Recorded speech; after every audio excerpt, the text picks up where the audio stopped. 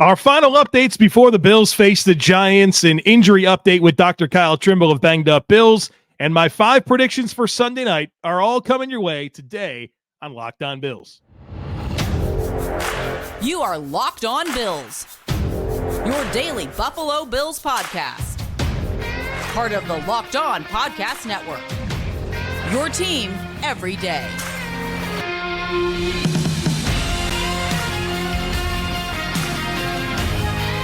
What's up, Bills Mafia? It's Joe Marino, author of Go Bills and Buffalo's Run, also the co-host of the Locked On NFL Scouting Podcast, and I'm your host of Locked On Bills. Want to thank you for making Locked On Bills your first listen every day, and a big welcome and shout out to our everydayers. You know who you are. Those of you who never miss a single episode, I appreciate y'all being here very, very much. I'd also like to invite you to subscribe or follow for free on YouTube or wherever you listen to podcasts. We're part of the Locked On Podcast Network, your team every day. This episode is brought to you by PrizePicks, the easiest and most exciting way to play daily fantasy sports. Go to prizepicks.com/LockedOnNFL and use code LockedOnNFL for a first deposit match up to $100. Well, folks, this will be the last conversation that we have before the Bills take on the Giants on Sunday Night Football. And so what I want to do is reflect on several Bills roster moves from this week, talk about some significant injuries for the Giants, and of course, Daniel Jones, their starting quarterback, being ruled out, meaning Tyrod Taylor is going to start. So I want to talk about those dynamics. We'll get into the full injury update from the Bills side of things, including Daquan Jones, Matt Milano, Gregory Rousseau, Dalton Kincaid, Dawson Knox, Dane Jackson with Dr. Kyle Trimble of Banged Up Bills.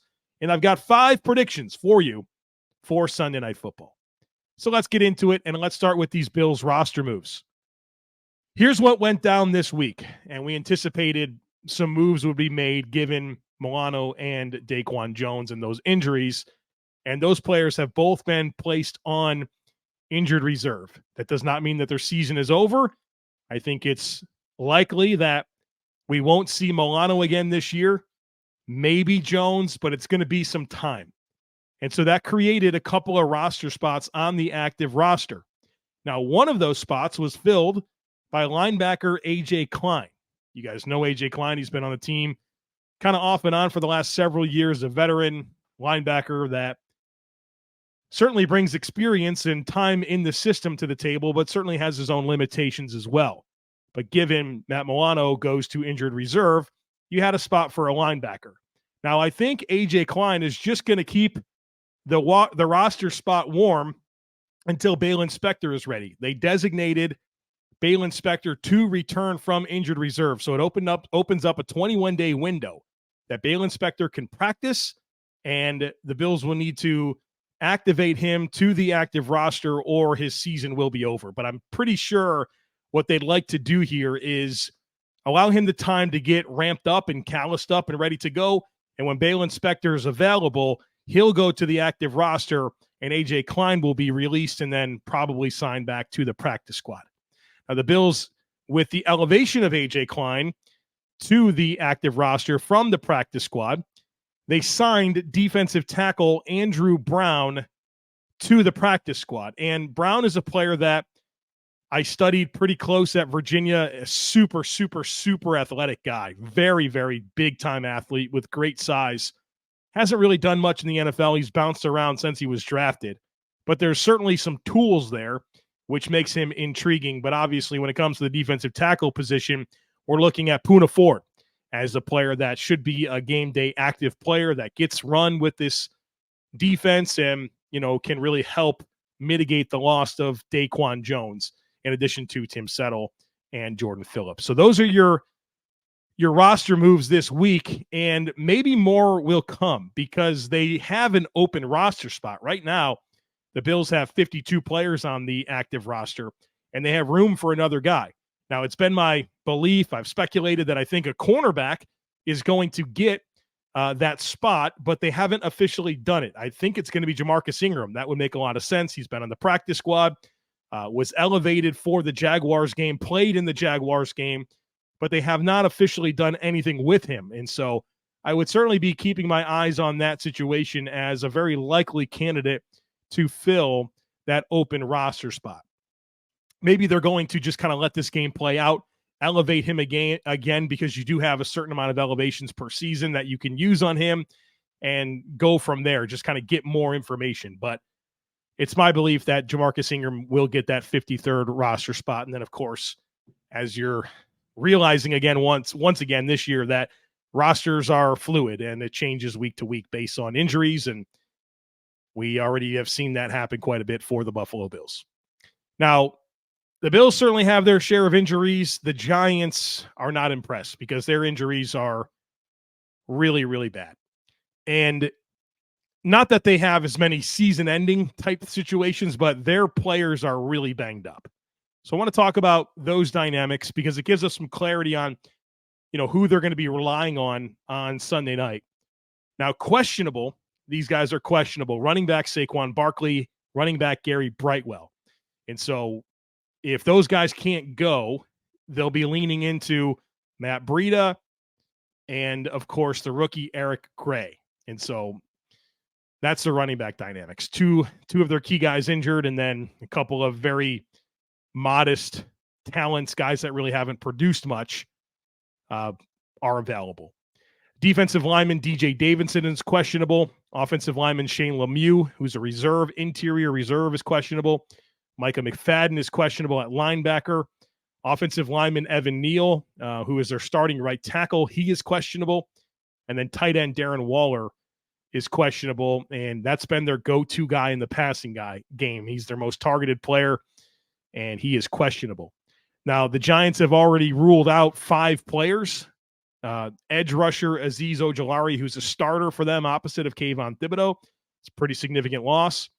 Then 2 starting offensive linemen. One of the best left tackles in the game, Andrew Thomas, he is out. And their center, their rookie center, John Michael Schmitz, he is out for this game.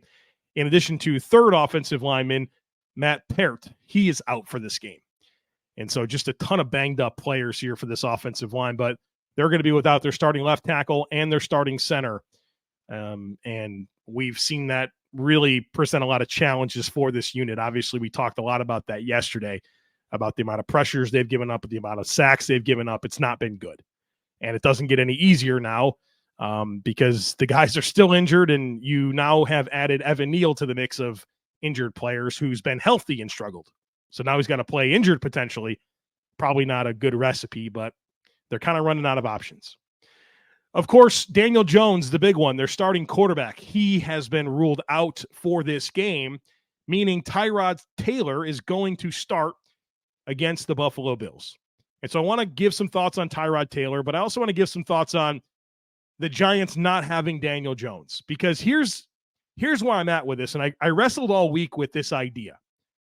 Do I want Daniel Jones to play, or do I want Tyrod Taylor to play? And here's what I settled on. We know this is a bad football team with Daniel Jones, right? They've struggled mightily with Daniel Jones under these circumstances. Tyrod Taylor hasn't really played that much. And so what's going to happen? It's going to get worse? It might not. I think for the Giants, it might be a good thing that Tyrod Taylor is going to start in this game. And so, not that it changes my outlook for the game. I have very high expectations for the Bills. But if you already know you're bad with Daniel Jones, switching it up can't hurt, right? You go from bad to worse. I think this may actually help the Giants. So some quick thoughts on Tyrod Taylor. Obviously, had a little run there as the Bills starting quarterback, and that was before I became the host of this podcast. I started hosting this podcast in 2019, January of 2019. So I missed Josh Allen's rookie season and, of course, 2017 when the Bills broke the playoff drought with Tyrod Taylor at quarterback. Crazy year where he even got benched in the middle of the season for Nathan Peterman because the passing production was so poor. And then the Bills were able to string together some wins. Big shout out to Andy Dalton and Tyler Boyd. I think they had as big of a role in the playoff drought being broken as the Bills did. But the Bills, at the end of the day, were able to backdoor into the playoffs and end the drought. I look upon or think upon or reflect upon Tyrod Taylor's time as the Bills starting quarterback favorably. Not that I was ever fully in love with Tyrod Taylor, but I appreciated his stability at the position. Now, I will always tell you that he's an extremely limited player. He very much frustrated me, especially the Rick Dennison year was just an absolute disaster. Sean McDermott's first year hires Rick Dennison to be the offensive coordinator, and that is just not a good fit for Tyrod Taylor. West Coast offense, 3 steps, get the ball out on time, in rhythm, accuracy. That's not Tyrod Taylor's game. Tyrod Taylor is a visual thrower. He's not a very anticipatory thrower and a very cautious thrower. And I just felt like that was a poor fit for Rick Dennison's scheme. And obviously those pieces, both Tyrod and Rick Dennison, lasted only 1 season. Since leaving Buffalo, and reminder, Tyrod Taylor is now 34 years old. That's kind of crazy to think about. Since leaving Buffalo, he's played for the Browns. Of course, the Bills were able to get a 3rd-round pick from the Browns. I think it was like in the 60s, 65th overall in that trade. Great trade for Brandon Beane. But he went to the Browns, the Chargers, the Texans, and now the Giants. This is his 2nd season with the Giants. He started 10 games since leaving Buffalo after the 2017 season. He hasn't started since Houston in 2021. And so it should be an interesting situation. You know that the Giants, I mean, you got Brian Daboll homecoming, Tyrod Taylor homecoming, a lot of different coaches and players that there's connections between the Bills and Giants. You know they're going to want to come out and give this their best effort. And so, you know, the Bills can't take this game for granted at all. You got to prepare and be ready for an opponent that has nothing to lose.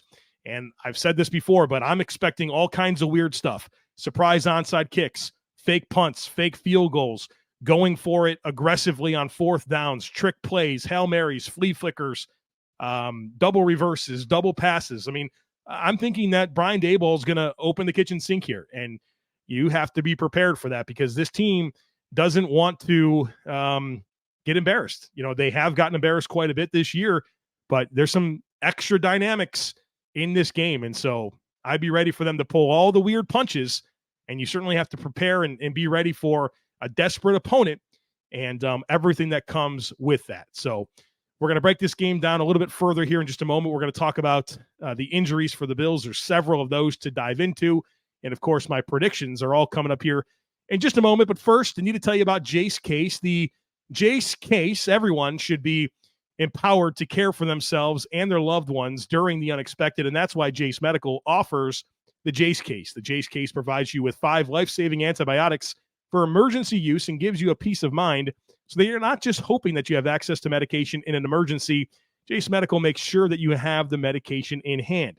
Jace Medical is simple. They handle everything from the online evaluation to licensed pharmacy medication delivery and ongoing consultation and care. So don't get caught unprepared. Get $20 off these life-saving antibiotics today from Jace Medical by using my code LOCKEDON at checkout on jacemedical.com. That's JASE medical.com.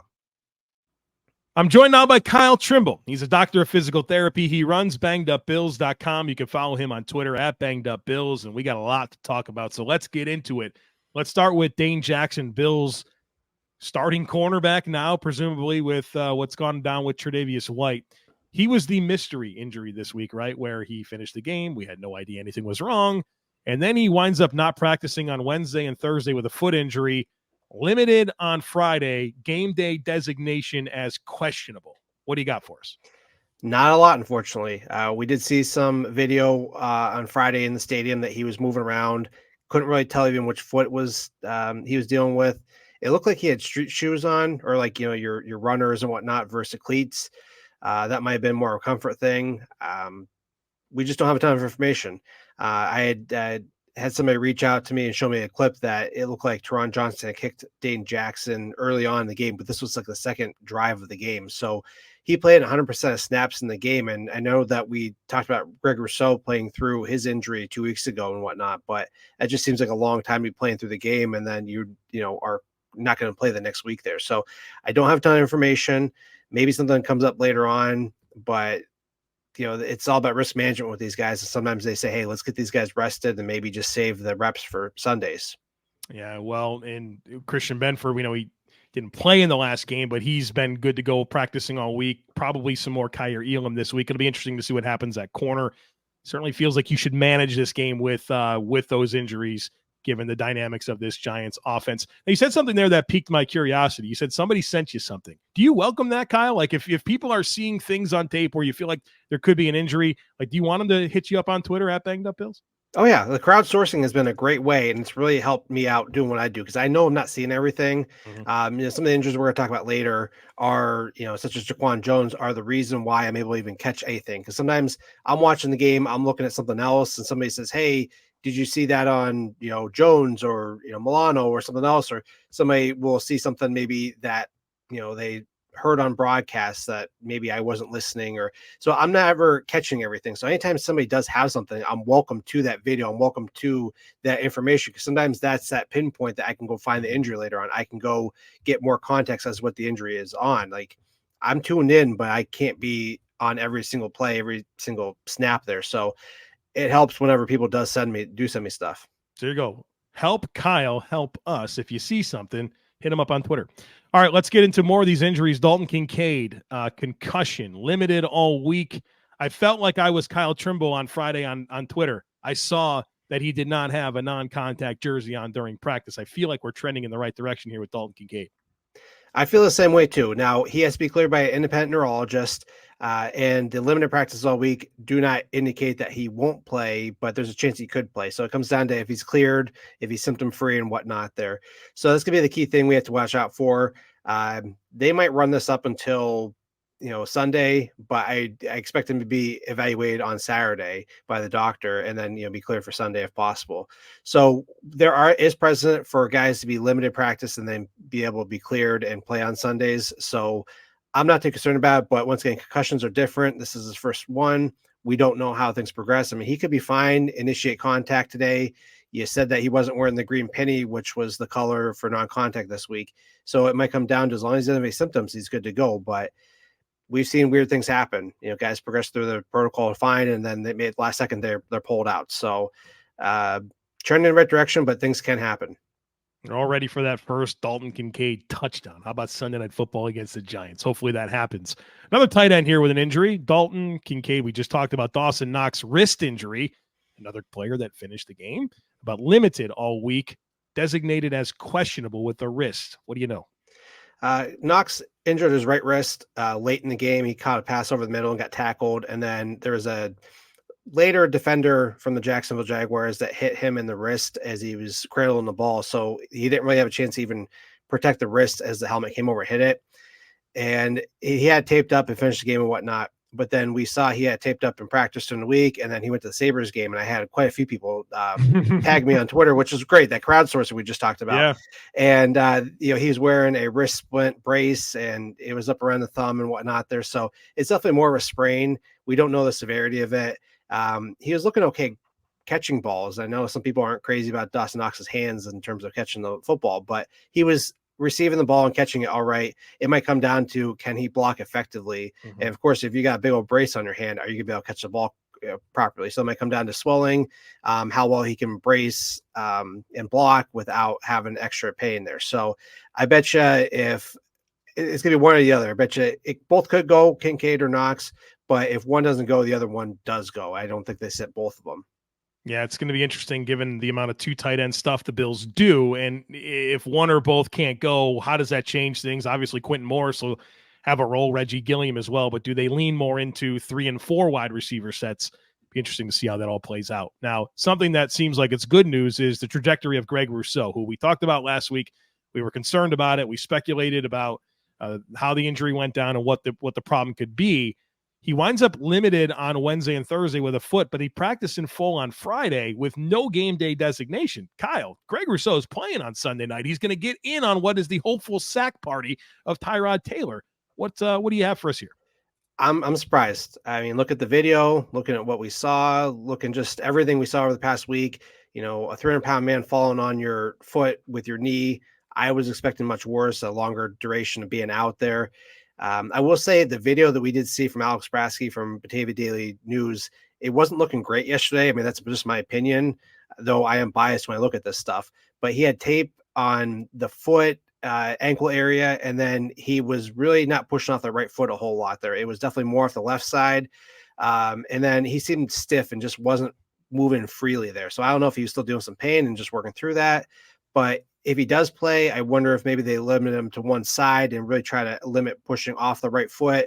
So in that case, you'd be lying off over the right tackle so that you can, push off the left foot, and then maybe just limit your snaps at certain times. Or they could just have him as extra body because, right now the Bills are 14, 15-point favorites over the Giants. So maybe you have him out there in case with all the injuries they've had lately, but don't play him or play him in limited snaps so that the area can continue to heal up without aggravating it.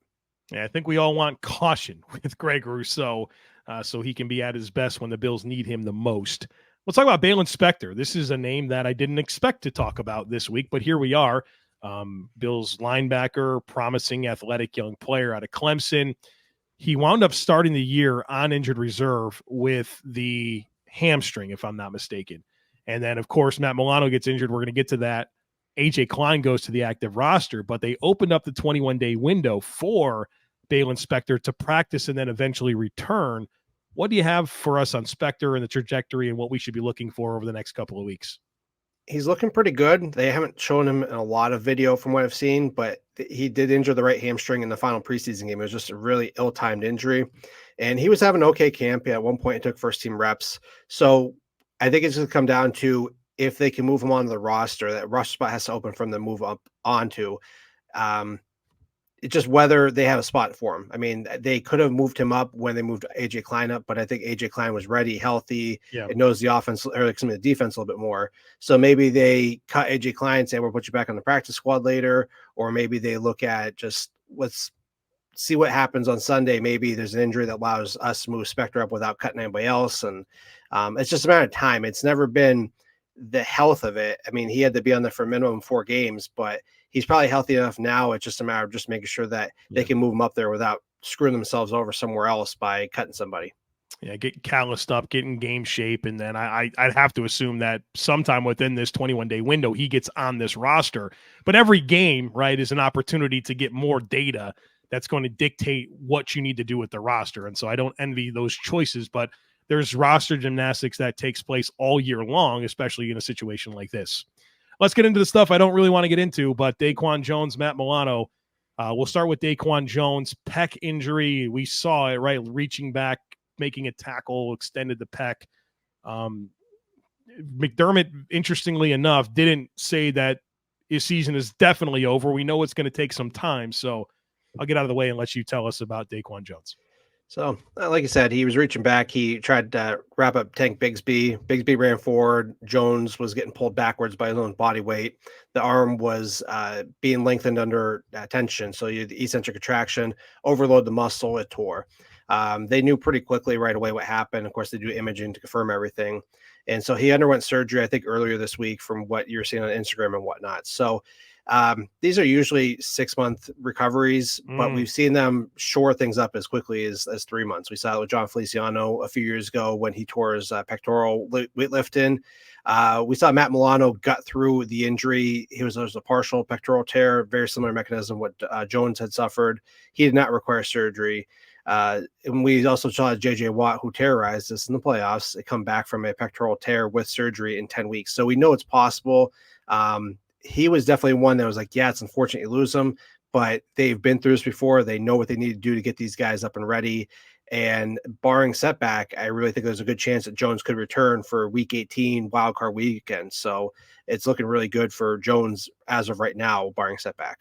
Yeah. So at the best, you're saying end of the season, but that's better than no chance of playing this year. So we'll take that. Man, JJ Watt, how about that? Friggin' 10 weeks. That was annoying, right? Playing that playoff game. So. Come on now. And there's supposed to be a snap count. Yeah. Causing problems. Like if that guy didn't play, maybe the Bills beat the Texans that day. Maybe. All right, Matt Milano. This one's, it's Trey White, gut punch. Daquan Jones, gut punch. Here comes the haymaker, right? Matt Milano, all pro Milano. Bad looking leg injury. What do you have? So we know he fractured. They knew that pretty early on, right after he injured it. They were worried about the ACL, but the fact that they'd never said that he had ACL tear was a good thing. We don't, because that would have been out of season. He would have been done for the entire year. So the reason why that they're worried about the ACL, and then they said there's a fracture. Usually when you see a fracture up in the area where he hit was the top of the tibia, he said tibial plateau fracture. Now, those are associated with like high impact injuries, car accidents and, direct blows to the knee, things like that.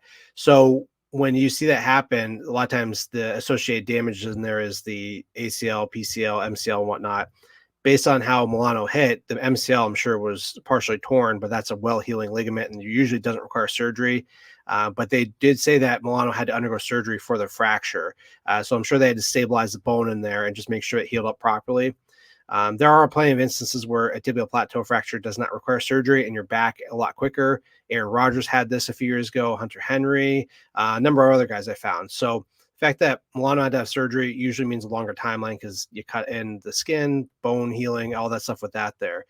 And usually the timelines for that suggest that they're done for the season and there's no returning back. But in the article I did on my site, bangedupbills.com, I did find 2 instances where guys could return after 3 months. And once again, Sean McDermott kept the door open for Milano to return later on. He was, cagey like he usually is, but they didn't say he's done, he's not coming back.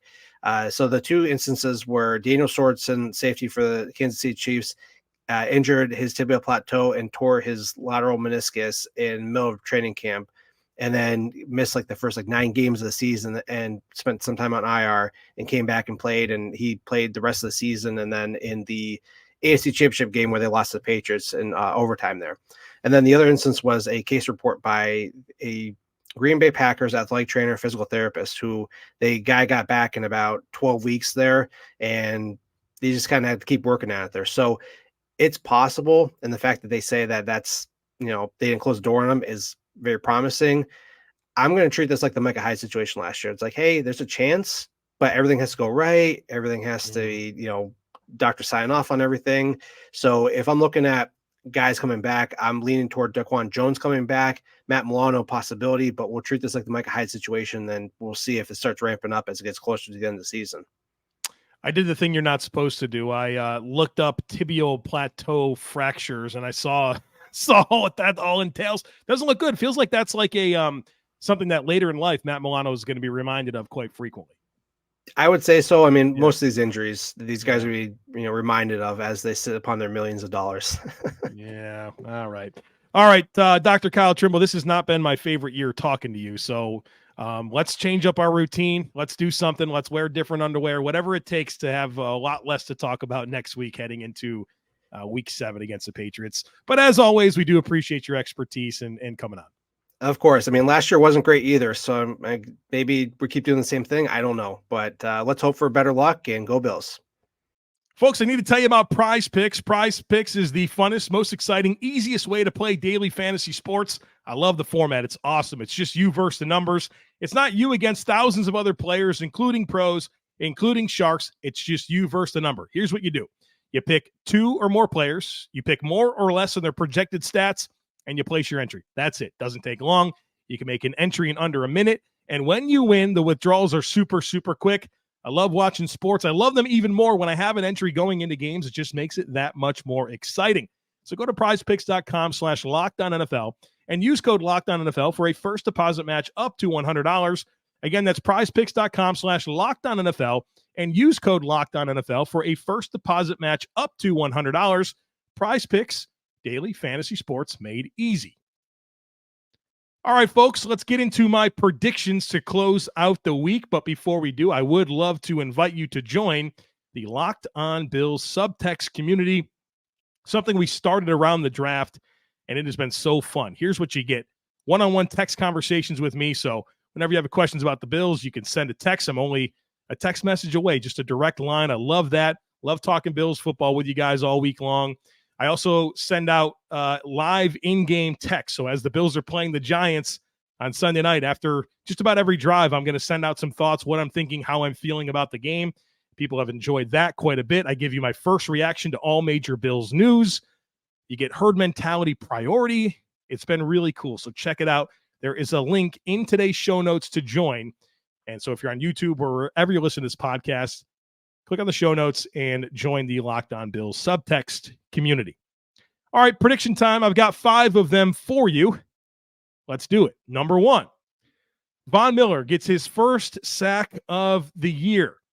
We talked, this week, really on Wednesday and Thursday, about how much pressure, how many sacks this Giants team is giving up. And they're banged up on the offensive line. They're even more banged up this week with Evan Neal, who's been their healthy starter, now questionable for this game. And Von Miller, a bit of a quiet debut, getting back in action against Jacksonville. But I'm sure it'll ramp up every week. And you heard him talk about that surface on the Pat McAfee show that they played in over in London. And I'm sure that didn't give him a lot of confidence to be explosive and really test out that surgically repaired ACL. And so home game, Sunday Night Football, the world's watching, bad offensive line. I think you're going to see Von Miller get his first sack of the year. So I definitely wanted to have a sack-related prediction. I thought about saying, well, the Bills will have double the sacks of the Giants, something along those lines, but I think I'm just going to make it real simple. Von Miller gets his first sack of the year. Number 2, I predict that the Bills will top their rushing total of the last 2 weeks combined. So the Bills had 104 rushing yards against Miami. They had 29 against Jacksonville. When you add up 104 and 29, that gets you to 133. So I'm predicting 134 or more rushing yards from the Bills in this game.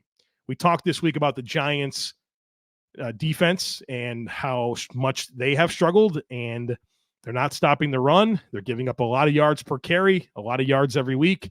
And one thing that I'd say about the Bills is they've done a pretty good job week over week. When there's something that concerns me about the tape, usually they fix it week over week. And something that I came away with against the Jacksonville Jaguars was some of the run looks, some of the lack of timing, lack of just fulfilling assignments on schedule, some decision-making issues from the running back, in particular, James Cook.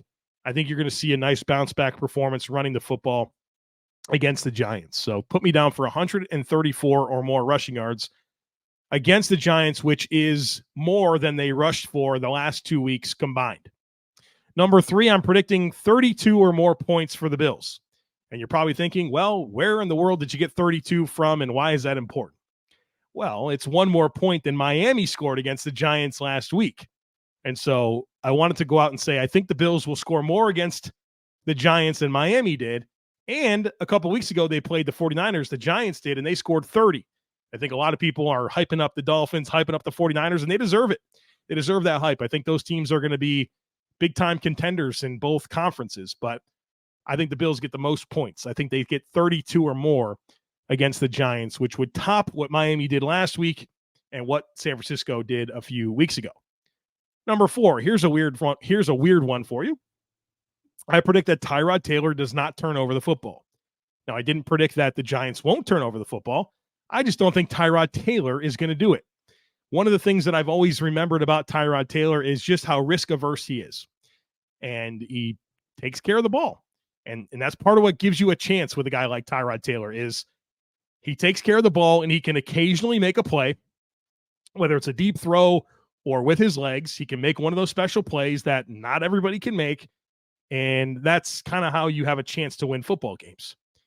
And so I think they're going to lean into that. I think the Giants will be plenty aggressive with some of their situational decisions, but I don't think that part of their formula is going to be Tyrod Taylor, just rip it out there. Just go attack this secondary and try to make plays.